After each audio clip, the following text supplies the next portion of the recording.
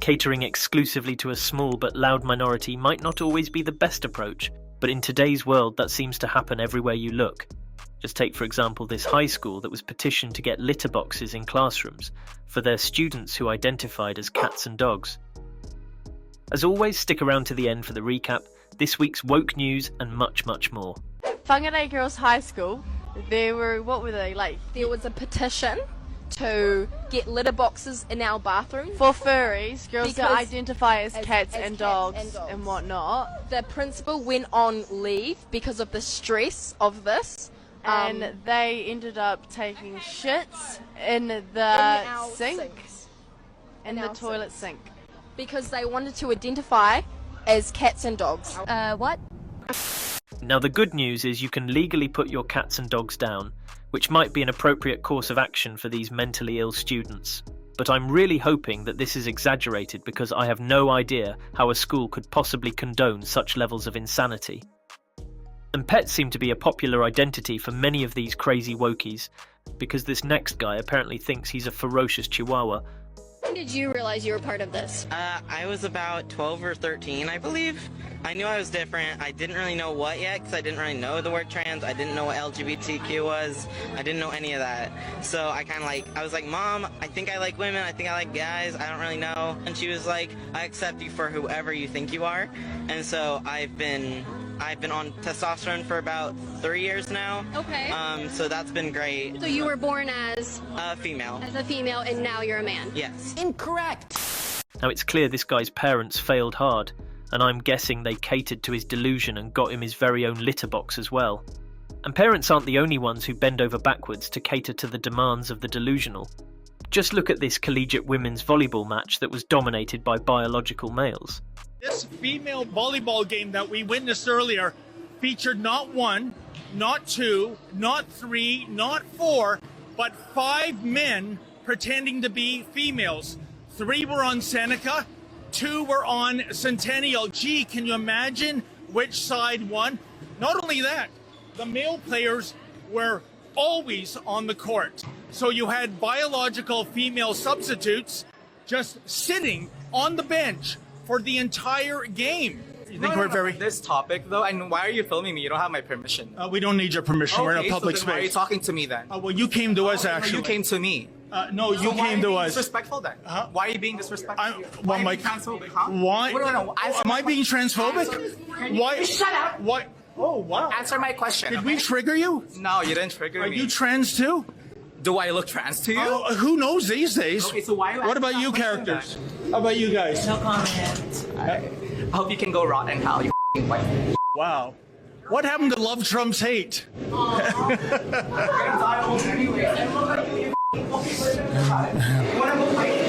What? You own this place? Oh, did we trigger you? Okay. Did vagina? I don't give a if you have a vagina. Did we trigger you, sir or ma'am? Okay, first of all, I wasn't talking to you, so shut the up. And you, I don't care if you. Wow. Okay. Well. Oh, you're so sensitive. I'll say it again, nonsense like this only ends when people refuse to participate in their delusion. If everyone walked onto the arena, court or playing field and forfeited the match, any victory the cheaters have would be hollow and worthless. And side note, this guy has some serious anger management issues, although it is entertaining to see how easily triggered he is. In these next 2 clips, you'll see a lot more triggered folks who seemingly spend all their free time preaching their ideologies to anyone who will listen. I am offended that our children are not receiving affordable gender reassignment surgery along with hormone blockers and access to abortions. This alone is a threat to our democracy. It just shows that you people do not care about our children, and that these are the same people who refuse to obey the science and get fully vaccinated. It's science, people! Science! Science! So, inclusion is a national security imperative. We are screwed. We fight today, and we are going to fight in the future using brain power. Hello? Anybody home? And if that brain, who's going to revolutionize the way we fight in space, we fight in cyber, just happens to be in a trans body, you should want them all serving alongside me. No. But it's inclusion that actually drives that. I don't believe you. Because you can bring people in, and if they don't feel safe to speak up, if they don't feel safe to bring their full selves to work, boy, do you sound soft. You're not going to get the value of the diversity. There's that word again. So for us, it is absolutely critical to drive our future success as an organization and potentially on the battlefield. Oh, we're gonna lose the next war. Now, starting with the trans lieutenant colonel, it's funny that he keeps mentioning brain power but seems to think inclusion is somehow a secret weapon for the military, when in reality all it's doing is bringing in mentally confused folks for the sake of filling a quota. Meanwhile, you could probably behave like this guy for about 20 minutes back in the 80s before a white van pulled up with 2 caretakers. But as is the case with both of these clips, it's this vocal minority that always seems to command the headlines with their sobbing and screams for attention. Now for our penultimate clip, check out what this high school decided to teach their students in the name of diversity. Think the white drip off his lick it. I feel the hot sauce, hot cha-cha feeling when he be f***ing me. I get so confused. I hate him, but my be popping. He say that, big mommy, you're popping. I hate myself when I feel good. This is not for high school kids. This is not diversity. This is not African American studies. This is not how Black America should be represented. This is not the fake umbrella of education that the American Library Association and teachers unions are putting on this book to keep in school libraries. This doesn't belong in school libraries. I don't care what context this is. It's not age appropriate. Exactly. If every other sentence in a book needs to be censored, it probably shouldn't be taught in academia, let alone to high school kids. Now for some context, that's a book titled Push, about a 16-year-old girl, and it was being taught in a Michigan school before parents rightfully spoke out and got it banned. But just listen to that reading again and tell me it's literature worth being studied.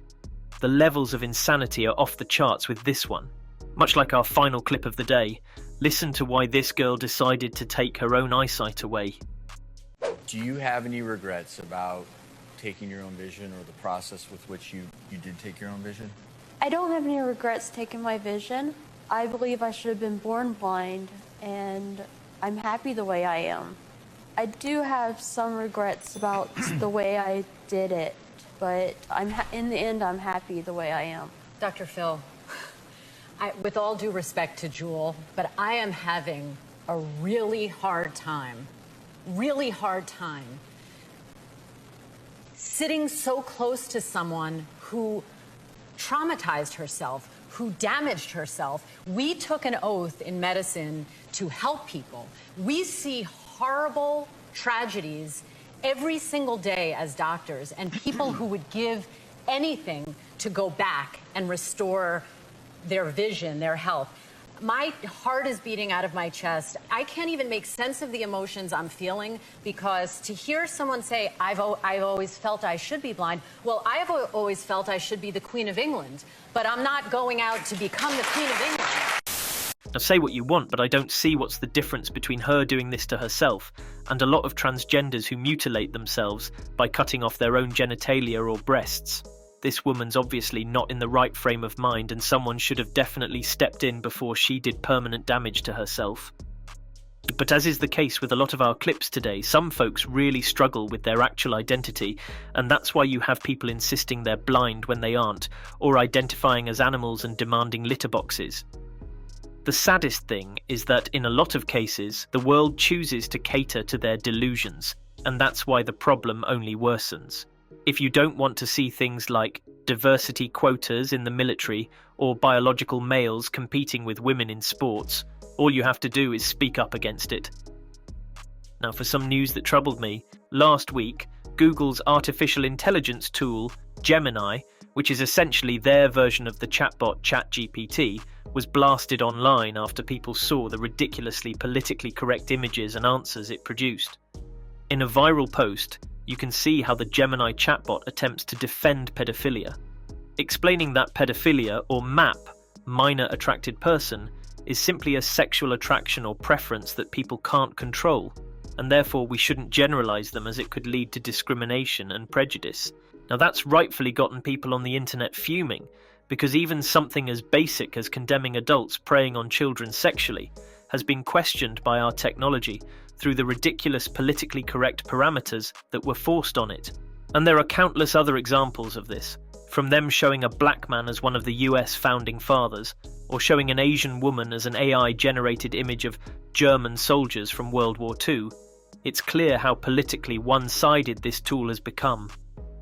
Now again, I think a lot of this comes down to satisfying the left, especially the radical ones, because for a long time they've been crying to correct the biases in AI, like not having AI-generated doctors be mostly men.